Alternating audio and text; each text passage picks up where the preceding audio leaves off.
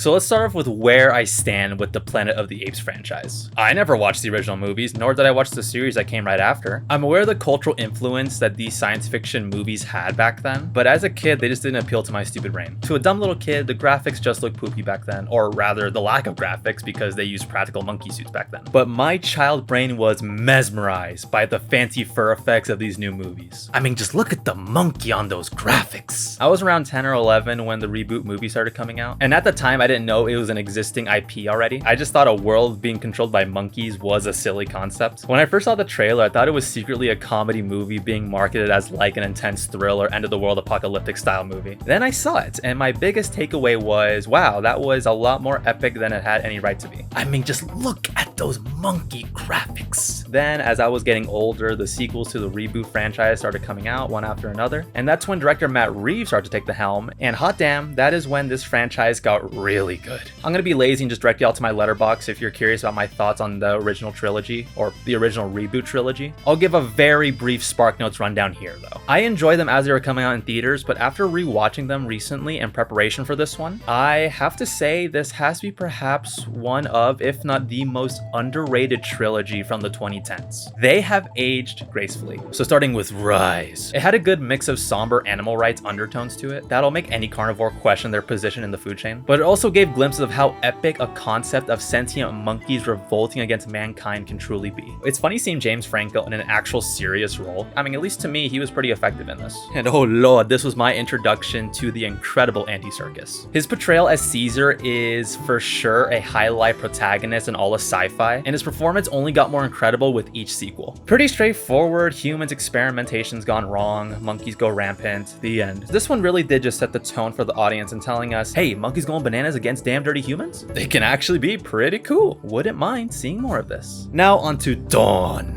Holy shit, this is it. This is where it's at. This is what makes me support monkey independence. It takes its characters, yes, I say characters, not just apes, and blasts them into the stratosphere of character depth. They become more human-like than ever. Due to Matt Reeves now in creative control, the tension is higher, the battle sequences more epic, and the sentimental moments between the apes and humans are more nuanced. The driving themes of how intelligent apes and dystopian humans are more alike than they care to admit is driven into your soul and takes you on a wild ride. Andy Serkis again just gives one of the greatest motion capture performances I have ever seen. And the villain?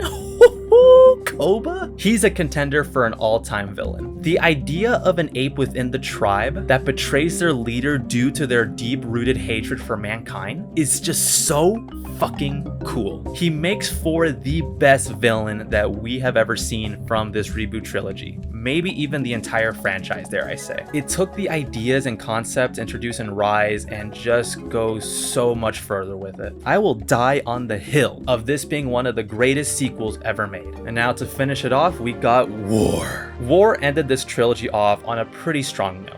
Definitely not as good as Dawn, but still satisfying nonetheless. When I first saw this one, I was a tad disappointed at the time because I expected there to be a lot more war, but after rewatching it, I do appreciate it a lot more now. It's clear now that this trilogy was more so focused on Caesar's arc rather than the war between humans and apes. His inner turmoil and conflict of becoming like Koba and resorting to more violent bloodshed of humans to protect his own is the main focus. Woody Harrelson as the military leader antagonist that basically kills Caesar's entire family. It's a good motivator at first, but I'm not sure why, he just feels miscast here. It's odd because I like Woody Harrelson, but he just didn't feel right here. I feel like that dude from Avatar would have felt like a more threatening foe. And again, due to the title of this movie having the word war, there's not that much war or combat in it. It even becomes a Prison Break movie in the second half, which gave a lot of Chicken Run vibes now that I'm thinking about it. That's not an insult. And yes, I know Chicken Run is based off The Great Escape, but I'm just always going to refer to every prison escape movie as a Chicken Run copy. So this saga ending off with Caesar finally finding a sanctuary for his entire tribe, allowing for him to die in peace, makes for probably the most emotionally driven installment in this trilogy. Altogether, I'd claim this saga to be excellent, and I hold it in a special place in my heart. And I hold it as the prime example of a silly concept actually turning out to be pretty awesome when the right filmmakers are involved. Alright, now that we got those movies out of the way, I think it's important to update you all on how I feel about that trilogy because my love for it dictated how I was gonna go into this movie. So now we are here, the reboot of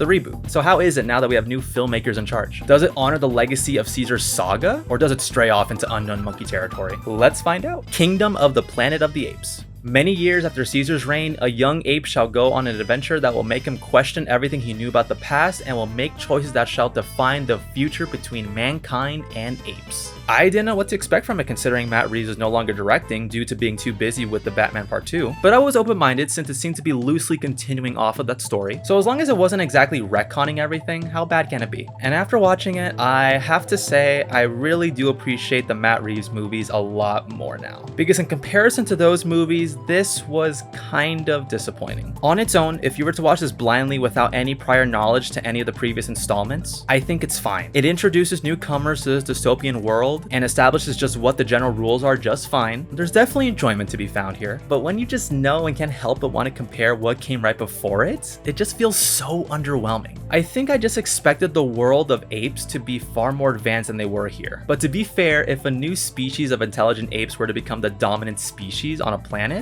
they essentially would have to start from scratch again, rather than pick up where humans left off. I think the first half is the most compelling because you're just curious to find out more about the political and economic state of the world.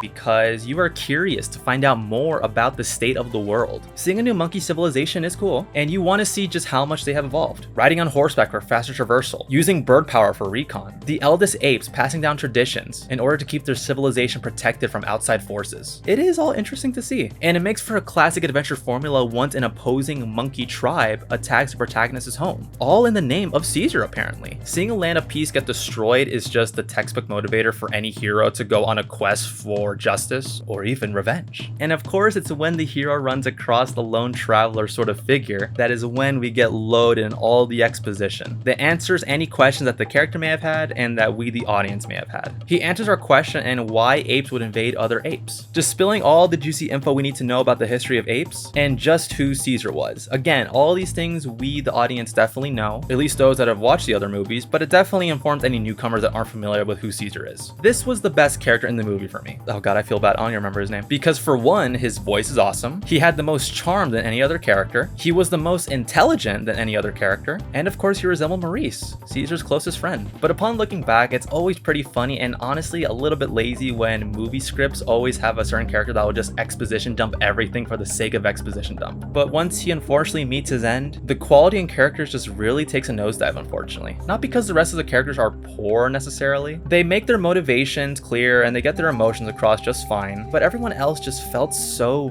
basic.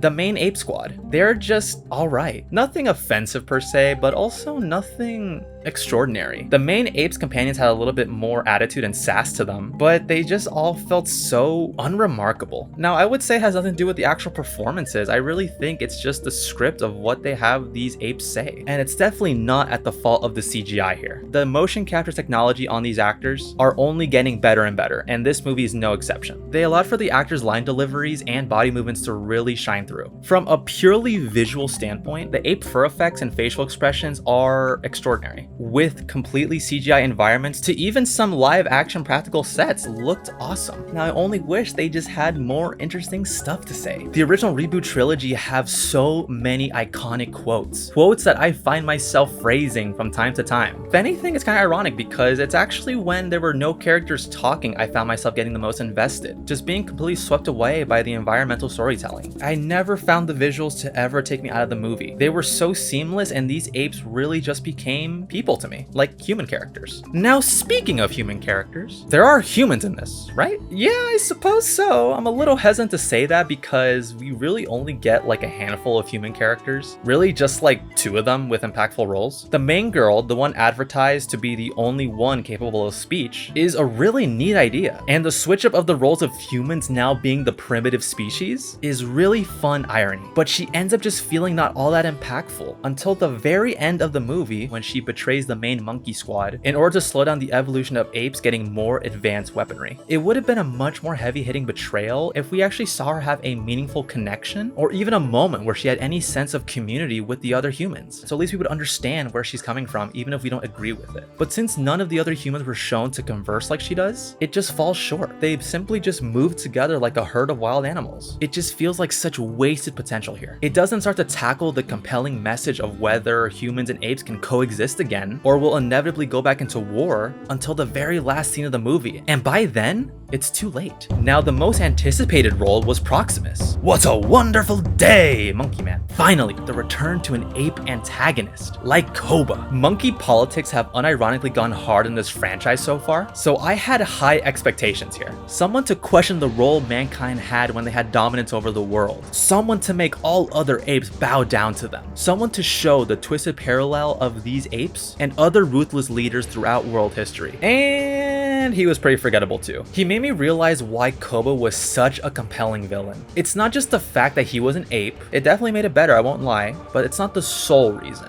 It was because at one point we see how devoted he was to Caesar. He really did give his life for him, and he was shown to be just as close to Caesar as his own family. That is what made his betrayal all the more impactful. When you take away that initial stage of loyalty, a ruthless leader of apes that is already looking for complete dominance, with no emotional connection to the main hero, just feels stale. Now, they do try to spice it up by giving Proximus his very own personal human scholar slash doctor slash assistant, I don't know. But it's not just what a villain has that makes them memorable. It's the actions they do that affect the main protagonist that makes them, well, villainous. He wasn't even the one that directly killed the main ape's family and home tribe. It was his big brute gorilla squad. Gorilla squad for the win. It's crazy how Dawn made an ape antagonist so awesome, to then have War re-emphasize how much I miss Koba as a villain as opposed to having a military general dude, only for this movie to just again make me miss Koba even more, even though this one also had an ape antagonist. Again, it really does just come down to writing. No amount of fancy monkey effects can save a pretty badass looking villain from feeling one-dimensional. By the final battle set piece, I found myself starting to zone out. I was astonished. I can't remember the last time a movie with an epic concept like this made me wonder when it was about to end. That is not a good sign. I think this installment paled for me because the scope and scale took a step back for me. I'm conflicted at this notion because it's clear that this movie is supposed to be a new era, a new beginning of a species. We are just seeing their baby steps and evolving again. They need even more time to establish their culture. So for now, it really just feels like we're watching cavemen during the Stone Age. The driving force behind the Matt Reeves movies is the conflict between mankind and apes. Now it just feels like a bunch of divided colonies of apes playing with sticks and stones that don't even understand the bigger picture yet of what is going on their very planet. I was pretty underwhelmed, to say the least. But as I mentioned, it did start to get interesting towards the end, and it may have even hinted of what is to come next in this franchise. So with the amount of potential this new era still has, even if I wasn't all that interested in this installment specifically, I still left wondering and pretty interested in seeing